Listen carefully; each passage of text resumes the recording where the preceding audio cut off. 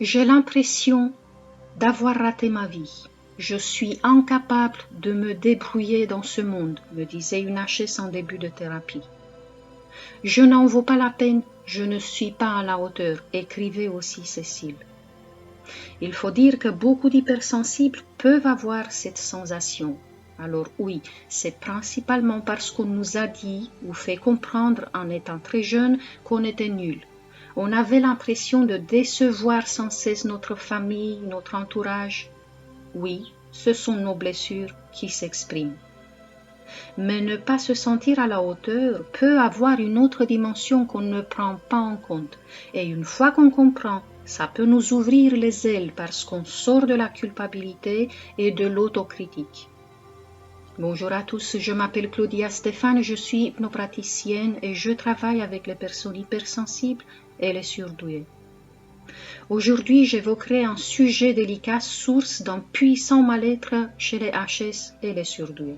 Il s'agit du sentiment de ne pas être digne, de ne pas être à la hauteur, de ne pas savoir s'adapter à ce monde.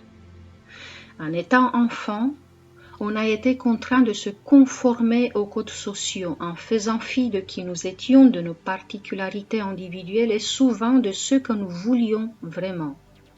On est habitué en tant qu'adulte aussi à suivre des règles qui nous dictent quoi, quand et comment faire les choses. Avez-vous remarqué, ça nous arrive d'être des fois un peu comme des enfants dociles. Ça nous arrive d'accepter facilement que d'autres prennent des décisions pour nous, parce qu'on a l'impression qu'ils savent mieux que nous, qu'ils comprennent mieux que nous ce monde, qu'ils arrivent à s'adapter avec facilité, alors que nous, on est des outsiders. Le HS a toujours fait de son mieux, mais sans beaucoup de succès. Il a toujours essayé de s'adapter à son environnement alors que son entourage ou la société n'a pas vraiment fait d'efforts pour qu'il se sente accepté tel qu'il est, n'est-ce pas? On lui reproche d'être trop sensible, trop fragile, trop inconstant. On ne prend pas en compte le fait que nous sommes tous différents, que nous avons tous nos propres talents et passions, qu'on s'exprime de manière différente. Il est impossible de se développer, impossible d'évoluer si on doit rentrer dans un moule limitant, si l'on est continuellement poussé à ressembler à un modèle préétabli. Même si certains ont eu peut-être la chance d'être encouragés par un parent ou une autre personne bienveillante à suivre la voie de leur cœur, l'entourage, l'école, la société ont sans doute taxé leur audace de faire les choses différemment. En effet, la différence n'est pas bien tolérée, elle fait peur. Emprunter un autre chemin que celui indiqué par la masse veut dire être seul, trouver le courage, la motivation et la force en soi-même, compter juste sur soi. Et là, on a le choix. C'est soit d'assumer notre singularité, soit de s'abandonner soi-même et faire tout pour s'adapter aux règles imposées. On pourrait croire que satisfaire les attentes des autres et se conformer peut être plus confortable. Ce n'est pourtant pas le cas. Le monde matériel est tourné vers des objectifs de plus en plus exigeants et des chiffres vers une direction où le respect et la valorisation de l'être humain sont presque oubliés.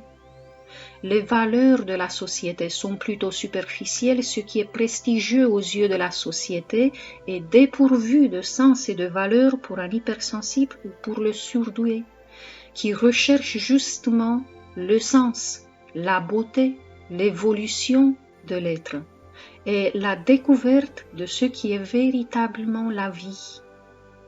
Comment pourrait-il s'adapter à ce système où ils se sentent comme des prisonniers? Et tout comme l'enfant d'un parent toxique, les hypersensibles s'accusent eux-mêmes pour le dysfonctionnement. Ils pensent être eux-mêmes en tort et ils essayent de faire plus d'efforts afin de correspondre à une structure sociétale qui est en fait déviante. L'hypersensible reste dans la frustration et dans ce sentiment qu'il n'est pas fait pour être dans ce monde. Vous savez, Krishnamurti disait que ce n'est pas un signe de bonne santé que d'être bien adapté à une société profondément malade. Alors non seulement que les accuses qu'on vous a faites n'étaient pas fondées, mais dites-vous bien que ce que vous êtes est merveilleux. Vous pouvez justement, de par votre sensibilité et bonté de cœur, apporter les changements dont notre monde a besoin. Et c'est sans doute pour cela que vous êtes venu ici. Vous avez le temps d'analyser. Demandez-vous si vous faites de gros efforts pour vous adapter afin d'être accepté. Si c'est le cas, demandez-vous si vous êtes heureux. Et si ce n'est pas une victoire pour vous, posez-vous la question. Qu'est-ce que ça serait si vous arrêtiez de suivre le courant et que vous suivriez plutôt votre âme, votre sagesse intérieure? Il est peut-être temps d'arrêter de croire en l'autre et de commencer à croire en vous-même. Il est peut-être temps d'activer en vous la force, d'activer la motivation, la détermination d'exprimer librement qui vous êtes et de suivre un chemin qui n'est pas indiqué par les autres. Vous avez sur ma boutique en ligne des séances qui peuvent vous aider. Pensez à les refaire. On évolue graduellement. Ça peut prendre du temps. Vous avez aussi sur ma nouvelle chaîne Créer sans limite une séance de reprogrammation subconsciente pour croire en soi, pour se faire confiance. On a besoin de sortir de nos drames personnels pour construire un objectif plus élevé, plus noble. Parce que si ce monde peut changer en bien, c'est uniquement grâce aux personnes sensibles et aimantes qu'il peut le faire, n'est-ce pas? Les belles personnes sont faites pour briller, disait Augustin Degas. Jusqu'à la semaine prochaine, je vous embrasse tous très fort. Prenez soin de vous.